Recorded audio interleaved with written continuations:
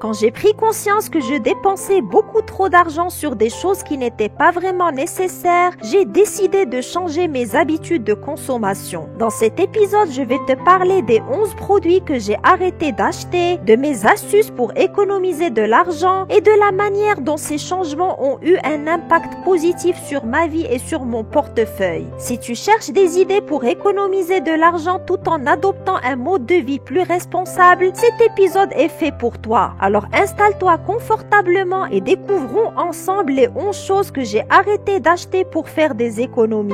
Bonjour et bienvenue sur Dev Academy. 1. Les voitures neuves. Une voiture neuve perd rapidement de sa valeur. Elle perd entre 10 et 30% de sa valeur initiale dès le moment où on la sort de chez le concessionnaire de voitures. C'est pourquoi dernièrement j'ai préféré acheter une voiture d'occasion. J'ai pris la marque et le modèle de voiture que je voulais, mais d'occasion pour épargner de l'argent. Le différentiel de prix entre la voiture neuve et la voiture d'occasion, je l'ai épargné dans la perspective de l'investir dans un actif qui va me générer un flux de trésorerie et qui fera grossir mon compte bancaire. 2. Les souvenirs de voyage. Je suis le genre de personne qui adore voyager et découvrir de nouveaux endroits, mais j'ai arrêté d'acheter des souvenirs lors de chaque voyage, car ma maison s'est vite remplie d'objets inutiles que j'ai rapportés de mes différents voyages. Ces objets prennent de la place et de la poussière et demandent de l'entretien régulier. En plus, ça coûte de l'argent de les acheter. En réalité, on n'a pas besoin de souvenirs pour se remémorer les bons moments passés lors d'un voyage. Revoir les photos et les vidéos de mes voyages est un bien meilleur moyen de me remémorer les meilleurs souvenirs. 3. Les vêtements de grande marque à prix élevé. La raison pour laquelle j'ai arrêté d'acheter des vêtements de grande marque, c'est parce que j'ai pris conscience que leur prix élevé n'était pas garant de bonne qualité. Souvent, je me retrouve à payer la marque apposée sur le produit au lieu de payer la qualité intrinsèque du produit lui-même. Désormais, je n'achète plus que des produits de bonne qualité chez des marques de milieu de gamme qui sont beaucoup moins chères que les grandes marques avec une qualité équivalente. Si tu es riche, il n'y a aucun problème à acheter des vêtements de grande marque à prix élevé. Mais si tu es salarié avec un salaire moyen, je pense sincèrement que tu n'as pas besoin des vêtements de grande marque pour briller. D'ailleurs, dans mes différentes vidéos sur l'élégance, je n'arrête pas de dire que tu n'as pas besoin de vêtements de grande marque pour être une femme élégante. Il suffit de savoir comment bien t'habiller à la manière des ladies et d'avoir des vêtements de bonne qualité ajustés à ta taille et adaptés à ta morphologie. 4. La dernière version du smartphone ou de la montre connectée. Acheter le nouvel iPhone juste parce que c'est la nouvelle version? Non merci, très peu pour moi. Du moment que le téléphone que j'ai actuellement marche bien et qu'il fait le job pour lequel je l'ai acheté, l'idée de le changer ne me traverse même pas l'esprit et je fais tout pour en prendre soin et éviter de le casser pour le garder le plus longtemps possible. Il en est de même pour ma montre connectée. Je ne la changerai pas pour la nouvelle version disponible sur le marché. Je trouve que les niveaux des prix des nouvelles versions par rapport aux nouvelles fonctionnalités permises par ces appareils ne justifient pas de sauter le pas et d'acheter la nouvelle version. 5. Les articles soldés. Les soldes sont une technique marketing pour les magasins de t'inciter à acheter des choses que tu n'aurais pas achetées autrement. Il faut être vigilante et réfléchir avant d'acheter durant la période des soldes. Garde en tête qu'il y a une grande différence entre acheter un article soldé et acheter un article parce qu'il y a les soldes. S'il y a une veste que tu comptais acheter de toute façon et qu'elle est maintenant soldée à 140 € au lieu de 200 €, alors en l'achetant tu vas réellement économiser 60 €. Mais si tu n'avais pas l'intention de l'acheter et tu l'achètes juste parce qu'elle est en solde, alors il faut considérer que tu as déboursé 140 €. 6. Les articles à la mode.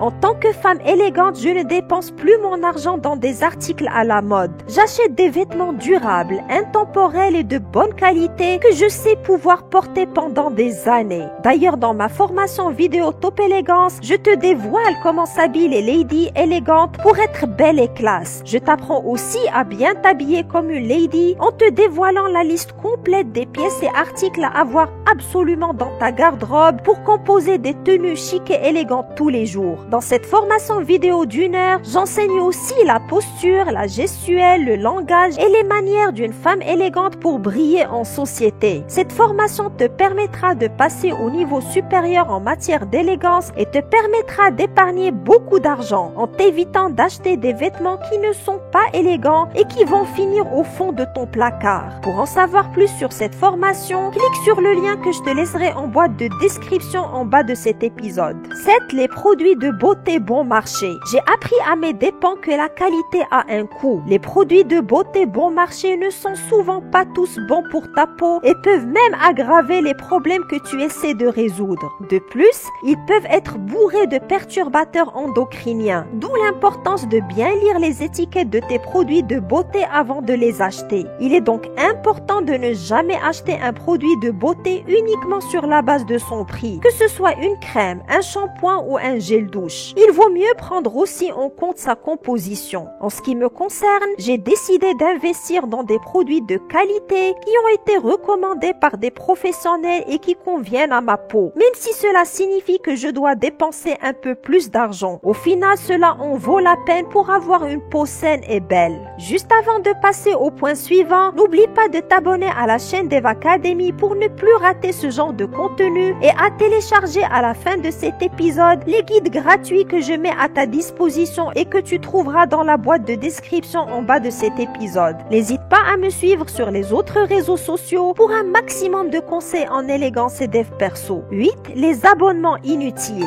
J'avais l'habitude de m'abonner à toutes sortes de choses, comme des box mensuelles, des magazines, des services de streaming, etc. Mais j'ai réalisé que je n'utilisais pas la plupart de ces services et que je gaspillais de l'argent chaque mois. Maintenant, je ne m'abonne qu'à ce dont j'ai vraiment besoin et j'essaie de limiter mes abonnements au minimum. 9. Les aliments ultra transformés. J'ai réalisé que les aliments transformés comme les biscuits, les soupes en sachet, les céréales du petit déjeuner étaient non seulement mauvais pour ma santé, mais qu'ils étaient également plus chers que les aliments entiers et naturels. J'ai donc commencé à cuisiner davantage à la maison et à acheter des produits frais et non transformés. Non seulement cela est meilleur pour ma santé, mais cela m'a également aidé à économiser de l'argent sur mes achats alimentaires. Si après une liste non exhaustive des aliments transformés, confiseries, biscuits, gâteaux, crème glacée, boissons gazeuses, jus sucrés et produits laitiers sucrés, saucisses, nuggets de poulet, plats congelés ou prêts à consommer, chips, préparations pour gâteaux, soupe en sachet, nouilles instantanées, céréales du petit déjeuner, barres de céréales, pizzas surgelées et édulcorants. 10. Les produits jetables à usage unique. J'ai arrêté d'acheter les produits jetables comme les mouchoirs en papier, le papier essuie-tout et les sacs en plastique et je les ai remplacés par des alternatives réutilisables comme des serviettes en tissu ou des sacs en tissu. Les serviettes en tissu passent dans la machine à laver et sont réutilisables à souhait. J'essaie aussi d'utiliser de moins en moins les bouteilles en plastique que j'ai remplacées par des gourdes. 11. Les achats impulsifs. J'ai arrêté de faire des achats impulsifs et cela a eu un impact drastique sur mes économies. J'essaie de ne plus acheter d'articles non inscrits sur ma liste d'achats ou non budgétisés. J'avoue que c'est difficile, mais quand l'envie d'acheter un article non prévu me prend, j'essaie de prendre le temps de réfléchir si j'en ai vraiment besoin, si cela s'inscrit dans mon budget, si je vais vraiment l'utiliser et si cela a un impact positif sur ma vie. Cela m'a aidé à réduire considérablement mes dépenses et à économiser de l'argent pour les choses qui sont vraiment importantes pour moi. Pour conclure, je veux te rappeler qu'en réduisant tes achats impulsifs, en optant pour des produits de qualité et des alternatives plus durables et en limitant ta consommation de produits jetables, tu peux non seulement économiser de l'argent, mais tu peux également contribuer à réduire ton impact sur l'environnement. Il est important de noter que ces choix ne sont pas toujours faciles à faire. Il peut être tentant de céder aux pressions sociales et de continuer à acheter des produits de luxe ou des produits jetables. Mais en prenant des décisions plus conscientes, tu peux faire une différence positive. Je t'encourage donc à réfléchir à tes habitudes d'achat et à envisager des alternatives durables pour réduire ton empreinte écologique et économiser de l'argent. Maintenant, c'est à toi de contribuer au débat avec la communauté Deva Academy en donnant ton avis sur la liste des 11 produits que je t'ai partagés dans cet épisode et en y ajoutant d'autres produits auxquels je n'aurais pas pensé. Et si tu veux encore plus de contenu de la chaîne Deva Academy, on se retrouve dans cet épisode où je te livre mes secrets pour être belle avec un petit budget. À très vite!